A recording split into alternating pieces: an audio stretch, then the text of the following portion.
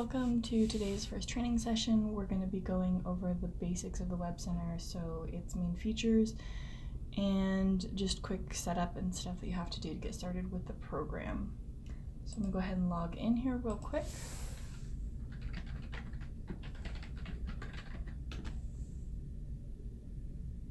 Alright, so whenever you first log in, this is going to be the first thing you see. This is going to be the dashboard right here. This is kind of going to be a summary of all of your quotes and orders in our system here. So up top you're going to see where it says orders, and then it's going to show, for example, all of your recent orders and then their status in our system. And then down below is going to be a quote section where you're going to be able to find all of the quotes that you or your team input. To jump back up to the orders, this is kind of the main feature of this page. This status set of bars over here, the five little checkbox or headers here, 6 I guess, 6 headers. So whenever they say received, that just kind of means that the item is in the system. It doesn't mean necessarily that anything's been done with it, it's just kind of there. So that's important because that means that whatever is in the system could be either a quote or an order. This top section is not going to distinguish between that, at least not on this main page. So you will see both here. In process is going to actually be an order that has been acknowledged. In production is obviously an order that's gone into production. Complete being one that's finished production and hasn't yet shipped. And then of course an item that's shipped will be in that column there. Now you can always click on an order number to get a little better detail of what you're looking at. So for example, if I click on this top one here, I see that I see that this is actually noted as a quote. If it were an order, it would say order right here. And then let's see what else. So basically this is just going to show you a summary of what the order is.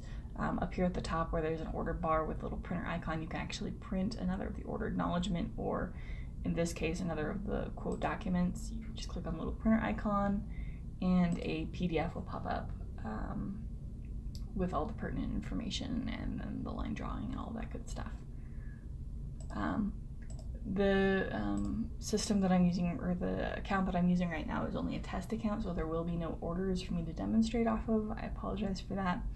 However, if your order does go into the in process section and then into in production, there'll actually be a little link of text right here that'll say production status, and you can click on that and you can actually see in greater detail exactly where your items are. Same idea with the ship date. The ship date will populate and you can click on that and you can see exactly what's shipped, what route it's coming by, expected arrival date, etc., etc. And then also the same thing with the invoice date. You can see what was invoiced, when, all that good stuff.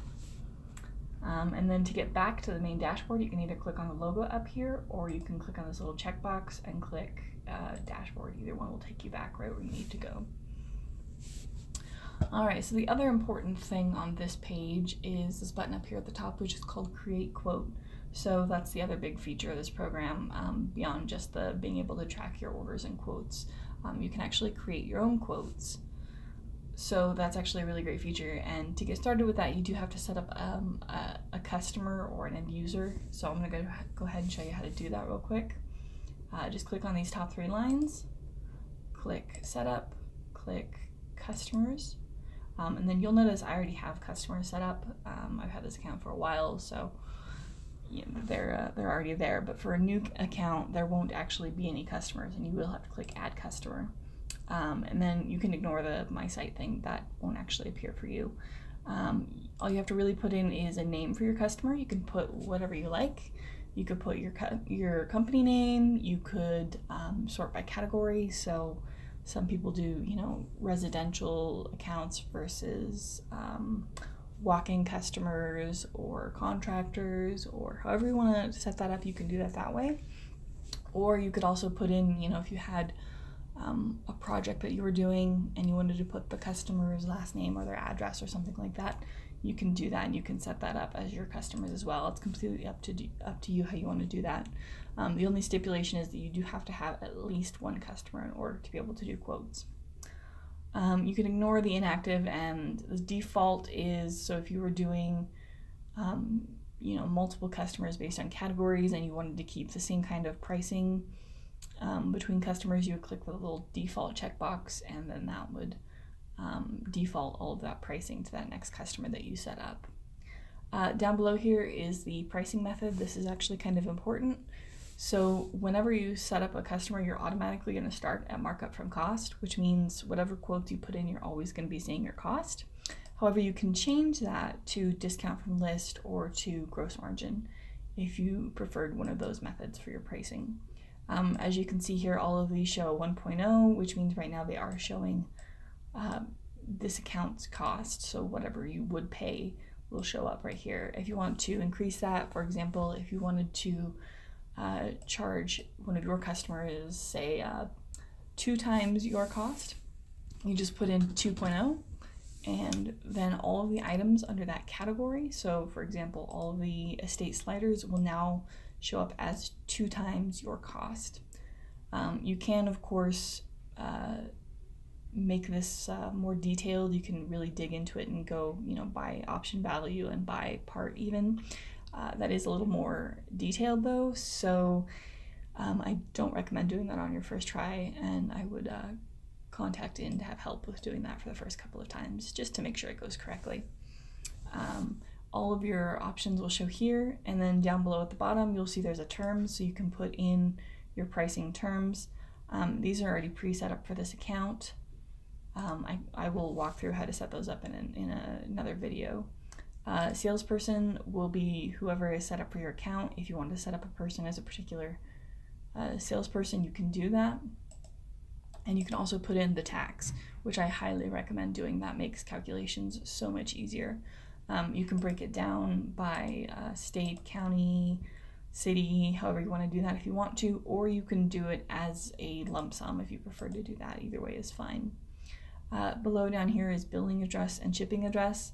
So if you were setting up an individual contractor as a customer account under this program, so if you were doing, say, ADC contractors, you could put their address and shipping information right here, and that would be saved to the account, and then you wouldn't have to worry about putting that information in. You can ignore the user-defined boxes. They don't actually do anything really in this system. So one thing to be aware of, so this system is just kind of an extension of our main system, which means that you can't actually affect your own account. So basically, if you put in, a billing and shipping information in these boxes, it wouldn't override your own information. It would just be an extension for your customer, just as a way to kind of see it. And I'll be able to explain that a little better as we go along. It's just kind of trying to alleviate some fears that come up. So anyway, once you're done and you have your name for your customer in, you can go ahead and click save, and then the customer will appear over here on the left. I'm not actually going to save because I have far too many customers as it is. And then once your customer is set up, you'll see them here, so you'll know that you've done it correctly, and then you can always come back over and click this edit button to edit any changes that you want in the future. All right, and then we'll go back to the dashboard here.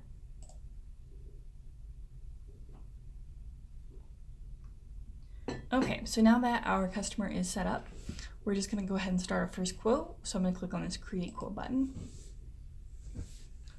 And it's going to take me to this page. So I do have to select a site. Like I said, most of you won't, so you can ignore that. If you only have one customer, your customer information is automatically going to fill in anything that you've already saved. If you have multiple customers, you will have to select from the drop-down. So a few important things to pay attention to on this screen. So most important of all, over here on the right, is this PO number and this customer reference. These aren't actually very important when you're putting in the quote. At least they're not critical when you're putting in the quote. You can do without them. But if you do decide that you want to actually turn your quote into an order and submit it to us, you do have to fill in information for this PO number and this customer reference. It can be a copy, so you could put the PO information into the customer reference information, but you do have to fill both fields before it will actually allow you to submit the order. So just be aware of that. And then a couple other things to pay attention to as well. This quote comment box. So if you ever have a question on something, or if you're not sure it's right, or something like that, you can always put a note in here. And for example, please check outer square on right side. And then if you send in your line drawing, the CSRs will be able to compare against and correct any of your orders if there are issues. Please don't put anything, crazy kind of request-wise in here. If you need a lot of hinges moved, or if you needed a bunch of changes made, those orders are usually easier just sent in directly to the CSRs rather than through this program. This box is more for if it's, one or two things, or if it's asking them, hey, I'm going to send you my line drawing, please verify before you submit this order. That's one thing. Don't fill it up with like 15 different requests. That just kind of, it makes things more difficult to manage. The notes section down below here is actually for your personal use or your company's use. So anything you put in these quote comment boxes, no matter how you submit the order, is actually going to show up. Our CSRs will be able to see these basically. The note section is the opposite of that. Whatever you put in here, we're never going to see. So if you wanted to talk about a job, an installation, something like that, you're welcome to do that down below there. And then, like I said, so the billing and shipping information automatically fills in. And then you can also put in the ship route if you wanted to do that, and then any comments on shipping if that were important. So once you're done here, you can go ahead and click add, and it's going to go ahead and create the quote number. So it's going to assign you a number up here up top, and then you just want to choose your category. So I'm going to go ahead and choose an estate door, so a 3/8 inch door, and I'm going to go ahead and choose to do a door and panel, swing door and panel. I'm going to click add. All right, go ahead and ignore this item properties box. This is not really important for any shower doors. In fact, I don't even recommend putting anything in any of the fields. I would just click add and keep going. Okay, and then that actually takes you to this screen right here, which is your entry screen.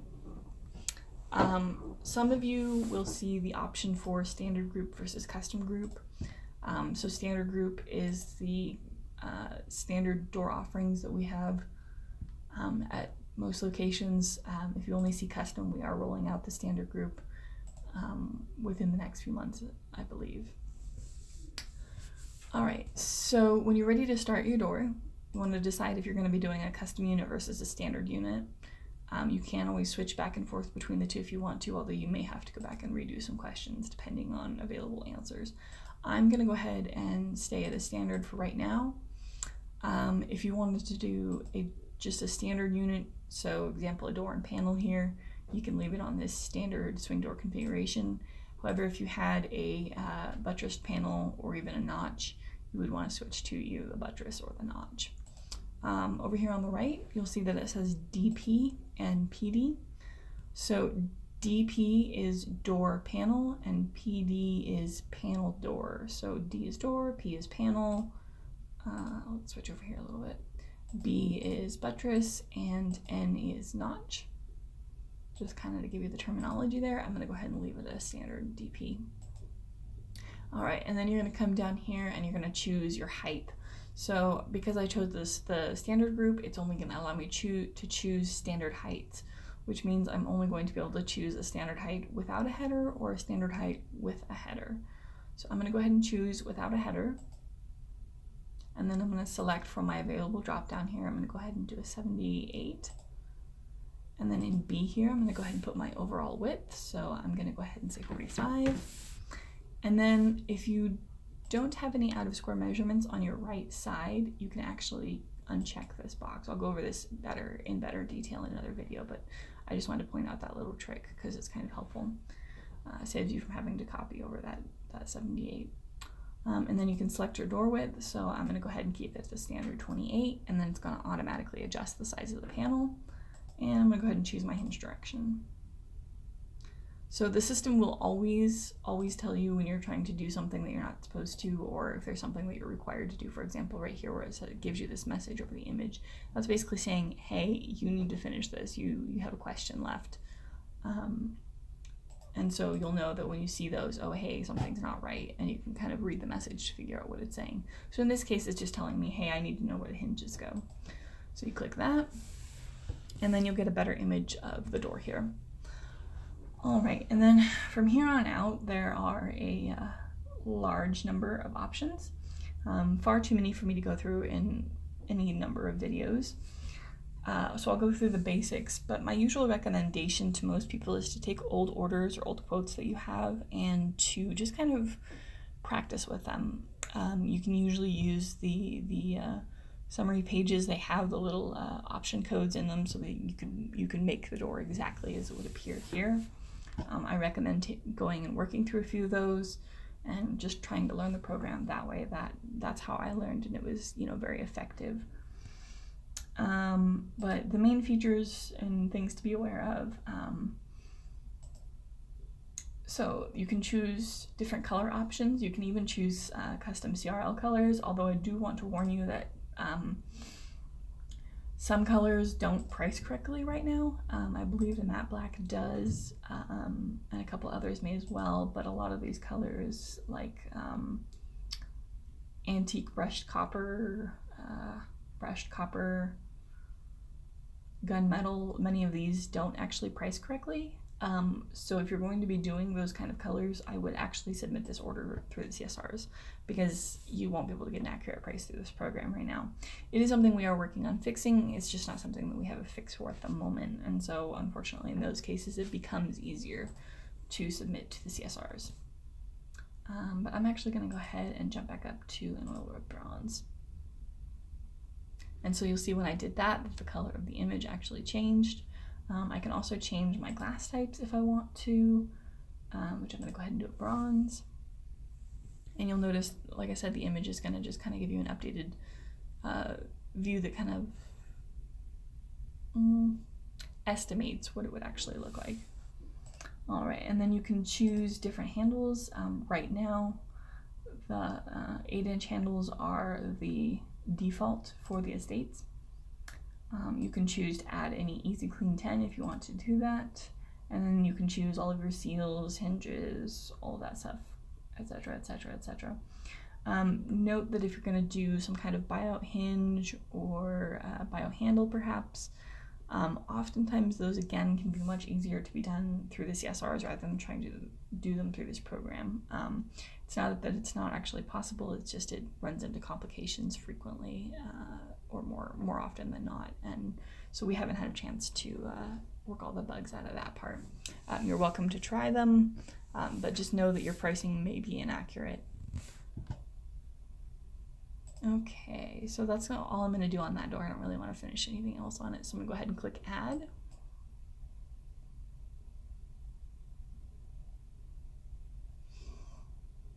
All right, and then now my door is done, so it gives you all of your options that you've chosen. It's going to give you your price, etc., etc. So then you can come up here to this quote line, and you click on the little printer icon, and you will have a quote document that you can give to your customers. So when you get it, this will actually be your logo and your information right here instead. And so you can pretty much just kind of hand this document right to your customers if you want to do that. I would suggest applying, you know, markups to the prices first, but it's pretty much ready to just hand right over. And then it also has as well a line drawing that kind of gives your customers a good idea of what they're getting. And then you can of course just take the PDF and print it, or you can save and email it to a customer if you were wanting to do that as well. Okay, a couple other things. I'll go over this in more detail later, but a couple of things that are important with the pricing. So assuming you did actually put some markups on this customer account, so for example, I did my estate sliders at 2 times the cost. So if that were this category, this would actually be, you know, $2,100. So you can actually still see what your cost is even with markups. So if you just click on the price and then come down here, so it looks like I did actually apply a markup, excellent. And you see where it says item cost. that's actually saying, hey, your cost for this door is actually $530.18. But because you applied a markup, your customer is actually going to see, $1,060.36. And then you can use this part price. For example, if you wanted to apply, say, $200 for labor, you could put $200 right here. And then that will actually also update over here on your overall price, and it will actually change your overall price for your customers as well. I'm going to go ahead and save that. And then, of course, your surcharge is automatically calculated. Like I said, it's helpful to do tax, like I did it in this case, and so it gives me a grand total right here. And I'm good to go with this door. I'm printing out the quote document. You can also do options without any pricing and without line item pricing. So if you were doing multiple units in one quote, you could do without the line item price. You could just give one total final price. All right. And then the last thing I wanted to go over just real quick is this surcharge right here. So the surcharge, like I said, is automatically always calculated. If you want to zero this price out, you can do that manually, so that customers don't necessarily see that they're being charged for the surcharge. It's going to tell you your cost right here. You can take this price and make it 0, but you do need to add that surcharge back into the price of the actual unit, so $47.72, because you will actually be charged for it, regardless of whether or not it's in the customer's final price. So just a warning to take that and then add it right back into the price of the unit. Okay, and then the only other thing that I wanted to go over in this session, and I'll repeat again when we do the how to turn your quotes into orders video. If you do actually submit something and you want the CSRs to give it a really thorough look over, I do recommend emailing or faxing in your line drawings. CSRs do kind of do a preliminary check over when they get orders without line drawings, but it's much more helpful to have a line drawing to compare against to make sure that there aren't any discrepancies. And occasionally CSRs, if they do feel there is an issue, will actually request that document. So it can be much easier to just kind of send it in and have that done and taken care of. Right now, the system cannot actually, you can't upload any documents into it, although the company that provides the software, I'm told, is actually looking into that possibility. We just don't have any timeline on when that will actually be available. But I think that's enough for today, so I'm going to go ahead and finish out this video with that. Next video, we will be going over how to do the how to do out of square measurements in doors, and all of that fun stuff. All right, thanks guys, bye.